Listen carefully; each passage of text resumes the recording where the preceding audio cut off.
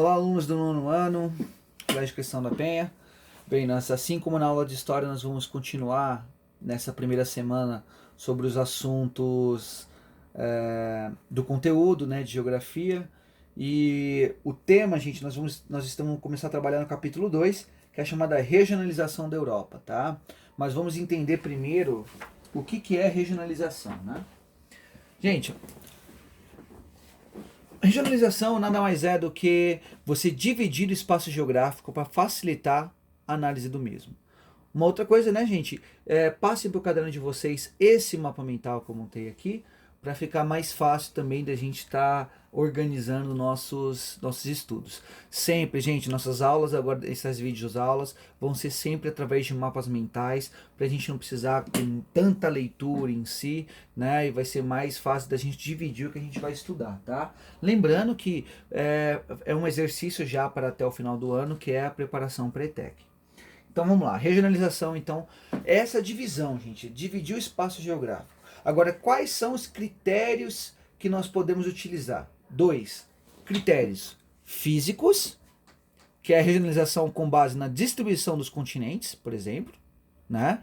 Nós temos os continentes todos, né? Europa, Ásia, África, Oceania e Américas, América do Norte, América do Sul, sem contar a Antártida aqui embaixo. E nós temos os critérios socioeconômicos, né? O socioeconômico é o que a gente vai mais trabalhar aqui na nossa apostila, tá, gente? Lembrando que é a partir da página 28, nós temos essa divisão na Europa Ocidental e Europa Oriental, tá? Então vamos lá. Quais são os critérios socioeconômicos para regionalização? Tá? Ele é com base em dados econômicos, sociais e históricos, tá? Tanto que a gente pode pegar aí, por exemplo, como é que era antes da Primeira Guerra Mundial? O mundo era basicamente, todos eram países capitalistas. Depois, nós temos também uma divisão entre mundos países capitalistas, segundo, países socialistas, e terceiro, que é o terceiro mundo, que é os países também países capitalistas. Ou seja, a gente tem o primeiro mundo, que é os países mais ricos, um segundo mundo, que seria os países socialistas, que não eram tão ricos quanto o primeiro, e o terceiro mundo, que somos nós, né, basicamente, que é os países subdesenvolvidos, pobres, e são dependentes também da economia dos outros dois países, tá? Dos outros dois contingentes, do primeiro e do segundo mundo. Tanto que um outro tipo de regionalização que nós tivemos é o chamado pós-Guerra Fria, né? Que foi dividido o planeta no meio, basicamente, onde a parte norte seria rico e a parte sul seria pobre, tirando a Austrália, que fazia parte, que é a Oceania, que faz parte também dos países ricos. Mas no geral, você tem uma divisão bem central, né? Os países ricos na parte de cima, os países pobres na parte de baixo, tá? Atualmente, qual o cenário que a gente utiliza? É os países centrais ou desenvolvidos, os países periféricos ou subdesenvolvidos e os países emergentes, né, que fazem parte do BRICS, que nós já vimos também em sala, tá, gente? Bem, nós temos, por exemplo, dentro da Europa, o que é o que a gente vai se focar agora, alguns países que fazem parte, por exemplo, o G7, que são as 7 maiores economias do mundo, você tem pelo menos 4 potências fazem parte da Europa, né? Que além deles, nós temos o Canadá, Japão e Estados Unidos. Então, das 7 maiores economias do mundo, 4 delas são de países europeus. Uma delas, por exemplo, é a própria Alemanha. A Alemanha, que participou de 2 guerras, perdeu 2 guerras, e ainda é o principal centro econômico do mundo, né? Tanto que você tem a sede do Banco Central Europeu, fica na Alemanha, em Frankfurt.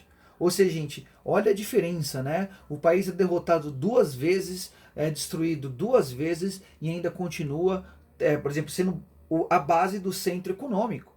O Banco Central Europeu fica na Alemanha, né? Aí você tem a França, que é que tem como principal ponto suas atividades agrícolas e produtivas, né? Porque tem bastante terras férteis, você tem uma alta mecanização, você tem fortes investimentos em empresas privadas e o governo é sempre ativo nessa parte aí, tá, gente? Vocês podem estar vendo isso na página 29. Você tem o Reino Unido, né? Que é nada mais é, gente, porque Reino Unido muita gente confunde Inglaterra com Reino Unido. Só que Reino Unido não tem só a Inglaterra, tá? É Inglaterra, País de Gales e Irlanda, tá? Então, esse Reino Unido, que são aquele conjunto de ilhas ali, que fica do lado da Inglaterra, fazem parte disso. Quem é, ó? Inglaterra, Escócia, País de Gales e Irlanda do Norte, tá? O que tem os principal aqui no Reino Unido? Por exemplo, Londres. Londres é o principal dos centros financeiros do mundo e concentra a principal parte de negociações. Ou seja, embora a Inglaterra não tenha locais de plantação ou mecanização como tem na França, ou não tem o banco como tem na Alemanha, na Inglaterra, ou principalmente em Londres, é o principal mercado de negociações do mundo. Lá onde rola a parte do comércio, ou seja, venda, compra de produtos, de consumo, sobre negociações financeiras, principais está ali. Uma outra potência é a própria Itália, né? Que ela tem principalmente a parte de centros urbanos e industriais. Ela é um país muito rico nessa parte, tá? Sem contar atividades agrícolas muito importantes que tem na região da Itália, que acaba também produzindo muita coisa ali para a Europa. Então, gente, e tem uma grande parte focada em qualidade, na integração de novas tecnologias. Então a Itália ela tem sempre essa preocupação. Infelizmente a Itália hoje está passando por um dos piores momentos da sua história, né? Que é na parte de doença, na parte do coronavírus, né? Está sendo o local onde tem a maior concentração de mortes atualmente, infelizmente. Ali na parte da europeia também nós temos a Península Ibérica, onde fica Portugal e Espanha. Óbvio, hoje em dia Portugal e Espanha não tem mais o poder que ela já teve durante as grandes navegações. Mas durante muito tempo teve uma importância econômica central na Europa. Principalmente com a comercialização das especiarias, tá, gente? Bem, o que nós temos de atividades para essa semana, tá, gente? Vamos lá. Eu vou deixar na descrição um link de um vídeo que vai falar um pouco mais sobre regionalização da Europa. Assistam, vai ajudar bastante nessa parte dos conhecimentos em relação a isso. E tudo isso que a gente está falando está relacionado à página 28 até a 46, essa é a temática dessa aula. O que eu quero que vocês façam, tá, gente, de exercícios, eu quero que vocês façam saber em ação da página 43 à página 46 e fazer no caderno um mapa da regionalização da Europa. Ou seja, qual critério você vai utilizar é desses que a gente falou. Se vai ser físico, se ele vai ser socioeconômico, mas faça um mapa da Europa, da regionalização dela. Ok?